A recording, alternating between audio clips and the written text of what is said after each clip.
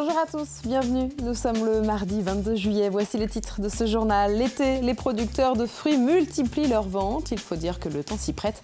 Et cette année, après un printemps très doux, les fruits arrivent très sucrés. Une aubaine donc pour ces professionnels.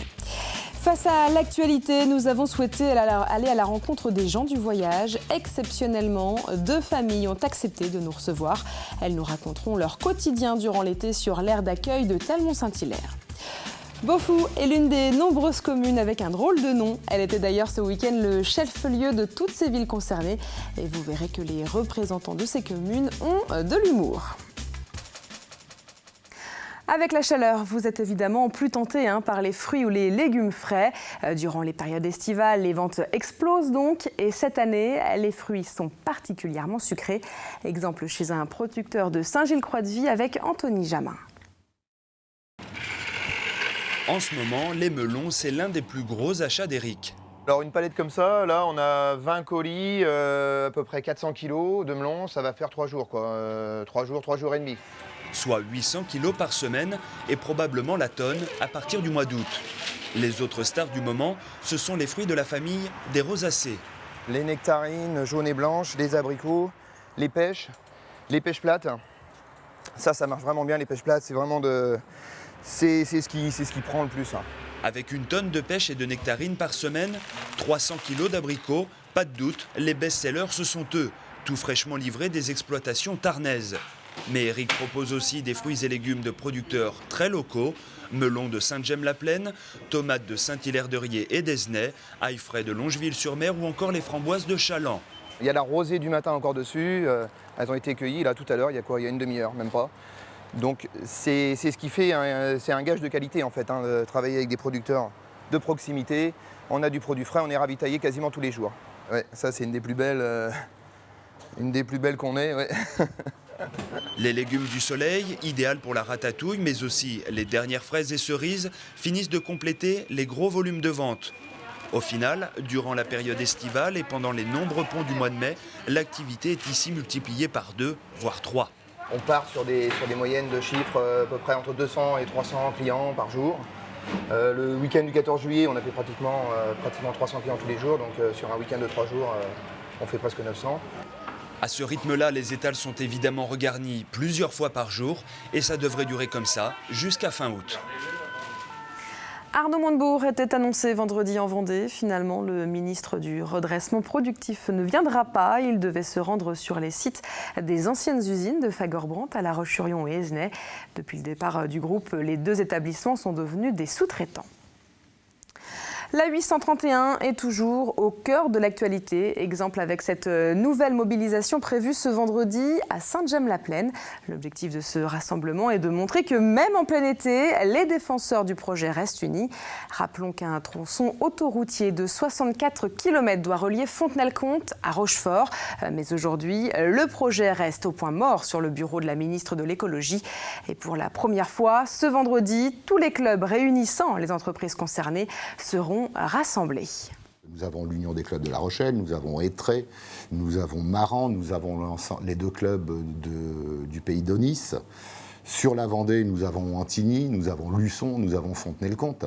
Donc tous ces clubs ne sont pas cette fois simplement invités, mais ils sont partenaires et co-organisateurs de l'opération. C'est-à-dire que l'engagement ou la manifestation qui était celle de notre club et notre initiative la première fois est maintenant celle de l'ensemble des clubs d'entreprise du territoire concerné. L'actualité, c'est aussi la présence illégale de centaines de familles du gens du voyage dans le département. Le 13 juillet dernier, à Olonne-sur-Mer et au château d'Olonne, près de 200 véhicules se sont installés sur des sites non autorisés.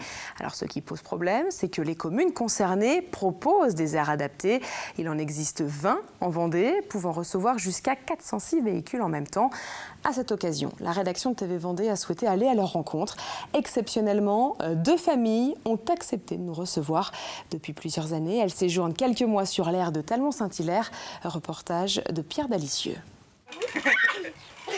Bienvenue sur l'aire d'accueil des gens du voyage de Talmont-Saint-Hilaire. En tout, chaque été, une dizaine de caravanes s'y installent. Ces 2 familles se connaissent depuis 4 ans. Chaque été, elles se retrouvent pour faire les marchés de la côte.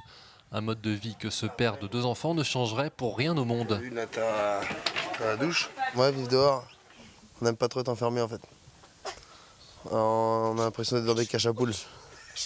Pour vous, c'est... Non, mais c'est vrai, on n'aime pas être enfermé, c'est pour ça qu'on est dehors, quoi. On aime bien être dehors, on est bien là. Si tu veux de mieux, il ne peut rien avoir de mieux. Chaque matin, vers 6 h, tout le monde part sur les marchés. L'après-midi, c'est repos. Un rythme de vie un peu décalé qui n'empêche pas les enfants d'être scolarisés au gré des déplacements des parents. Quand les plus petits vont dans les écoles les plus proches, les plus grands, eux, suivent les cours par correspondance. Les cours, en fait, on reçoit par trimestre. On reçoit, par exemple, 20 évaluations. Et dès qu'on en a fait 3-4, on les renvoie. Et après, ils nous renvoient les corrigés. Puis après, il faut qu'on fasse la suite, en fait. Et dès qu'on a fini le trimestre, ils nous renvoient à l'autre trimestre. Et après, à la fin de l'année, ils nous envoient le bulletin pour dire si on passe ou si on redouble. Et toi, alors, là, je passe. On passe en En troisième. Dès 16 ans, la plupart arrêtent l'école pour travailler avec leurs parents. Et la plupart du temps, les résultats scolaires n'y sont pas pour grand-chose. J'ai jamais redoublé, je suis l'intérêt de la famille. Moi non plus. Pourquoi tu as arrêté alors? Oh bah j'en avais marre du collège. Et puis maintenant on fait les marchés avec ma mère. Un choix de vie qui se transmet de génération en génération et qui bien souvent est regardé de travers. Chaque été, les grands rassemblements sur la côte avec lesquels ces familles n'auraient rien à voir ne feraient que renforcer les amalgames. Ça a toujours été comme ça et puis ça ne changera pas. Il y en a des gens qui n'aiment pas les Noirs, il y en a d'autres qui n'aiment pas les Arabes. Bah nous c'est les Gitans. Il y en a d'autres qui n'aiment pas les Gitans, il y en a d'autres qui n'aiment personne. On fait avec. On confond les Gitans avec les Roms. Voilà, ils mélangent les Roms et les Gitans souvent. C'est différent. À la fin de l'été, chacun repartira de son côté, passer l'hiver au chaud, certains dans des maisons. Dès avril, c'est reparti pour une saison estivale au grand air. Alors on vient de l'entendre, des amalgames sont souvent faits. Alors pour essayer de comprendre, tentons de schématiser. Quand on parle de gens du voyage, il s'agit finalement du terme administratif utilisé en France. Il s'agit donc des personnes n'ayant pas de résidence fixe. Mais sous cette appellation administrative, il existe un terme générique, les tziganes, qui regroupent là encore les manouches, les gitans ou encore les roms. Et là encore, il existe des amalgames puisque lorsque nous parlons de roms, beaucoup pensent aux roumains venus de l'Est, mais le terme est totalement galvaudé puisque les roms définissent les populations qui possèdent une origine indienne. Voilà donc pour une explication assez simple, mais sachez qu'il existe beaucoup de définitions. Et puis encore un mot sur le sujet, Yannick Moreau, le député vendéen, vient de déposer une proposition de loi pour lutter contre les occupations illégales. Le député du littoral et maire d'Olonne-sur-Mer souhaite que les sanctions soient renforcées face aux installations non autorisées. Un appel aux dons à présent. La France a besoin de sang. Le risque de pénurie n'est pas encore là, mais l'établissement français de sang a débuté l'été avec une réserve inférieure aux années passées. Et avec les vacances, les donneurs sont moins présents. Et pourtant, il faut toujours des réserves, notamment sur nos côtes où les accidents et les transfusions sont nombreux. En Vendée, notez qu'une collecte est organisée demain, mercredi, à Fontenay-le-Comte, au Centre des Abeilles. Et jeudi, les donneurs pourront également se rendre à Beaulieu-sous-la-Roche, à la salle polyvalente. Et sachez que vous pouvez également donner votre sang au centre hospitalier de La Roche-sur-Yon. Comme chaque jour, depuis le 5 juillet, on ouvre notre chapitre Tour de France. Et ce mardi, autant dire qu'on y a cru. Jusque dans les derniers kilomètres, Thomas Voeckler était en tête de la course. Mais c'est l'Australien Michael Rogers qui passe la ligne en vainqueur. Mais quel que soit le résultat, l'équipe vendéenne se sera donnée dans cette étape entre Carcassonne et Bagnères-de-Luchon, la plus longue de ce tour. Et au-delà du leader, 2 autres coureurs du Team Europcar ont également marqué la journée.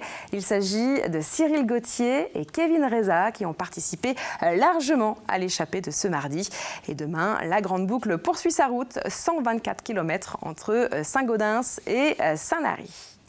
Sur les tatamis à présent, et plus précisément sur la plage, le Judo Tour Littoral a fait escale au Sable d'Olonne. L'événement sillonne les côtes françaises jusqu'au 13 août. Et vous l'aurez compris, les vacanciers peuvent donc découvrir la pratique au travers d'initiations et de démonstrations. On est là pour leur transmettre un petit peu nos valeurs du judo, savoir chuter, apprendre quelques techniques et puis leur donner goût à notre sport pour qu'ensuite ils puissent aller dans les clubs de leur région, de leur département, s'initier à notre sport. Et le message devrait d'autant plus facilement passer au Sables d'Olonne que Barbara Harel, la championne d'Europe que vous venez d'entendre, est originaire de Vendée. Et décidément, tout est fait pour vous inciter à bouger sur la plage, puisqu'une autre tournée sportive a fait escale à Saint-Hilaire-de-Riez cette fois. Jusqu'à demain mercredi, les touristes peuvent donc profiter des animations gratuitement. Des images signées Guillaume Lefort. Et avant de refermer ce journal, on revient sur la commune de Beaufou, dont on parlait hier, le temps d'un week-end. La ville vendéenne est devenue le chef-lieu des non-burlesques. Et vous allez voir que les communes concernées ont beaucoup d'humour. Reportage de Carl Laboureux.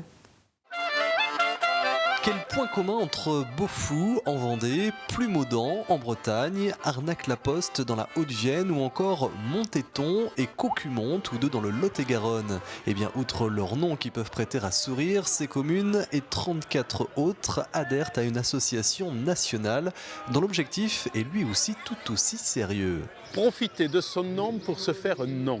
Voilà. Toutes ces communes qui appartiennent bien souvent à la ruralité profonde même, avec peu d'habitants, n'ont aucun moyen de pouvoir attirer l'attention du public, même des médias, alors que ces communes ont des richesses patrimoniales, gastronomiques, intéressantes. Alors chaque année et à tour de rôle, ces communes se retrouvent pour un grand rassemblement, un week-end durant lequel chaque délégation présente et met en valeur ses traditions, son savoir-faire et très souvent sa gastronomie. La lentille, c'est la spécialité de notre région. Donc on a été pendant un moment les premiers producteurs de France. Aujourd'hui, on est les deuxièmes parce qu'on a le Puy qui est devant nous. Mais sans ça, c'est les meilleures lentilles de France et du Berry. C'est tout simple, il suffit de regarder l'étalage de tout ce qu'on a apporté, du foie de canard avec du cassoulet aux mogettes de Beaufou. Je le rappelle, le cassoulet est fait aux mogettes de Beaufou avec du canard engraissé, bien sûr, à Caucumont. L'objectif, c'est de faire connaître partout nos produits, nos communes, faire venir des gens, faire de la public relation, tout simplement. Un rendez-vous également placé sous le signe de la bonne humeur qui sera organisé l'an prochain à Lecue, en Bretagne, avant de revenir aux portes de la Vendée en 2016 à Maran. Et c'est avec le sourire que se termine le journal, d'autant plus que le soleil semble vouloir définitivement s'installer dans le ciel vendéen. Demain ressemblera donc à aujourd'hui. Ce mercredi débutera et se poursuivra en effet sous le soleil. Pour en savoir plus sur les prévisions de ce 23 juillet, vous avez rendez-vous dans quelques minutes avec Armel Pavageau dans la météo complète. Voilà, c'est la fin de ce journal. Merci à vous de nous avoir suivis. On se retrouve demain.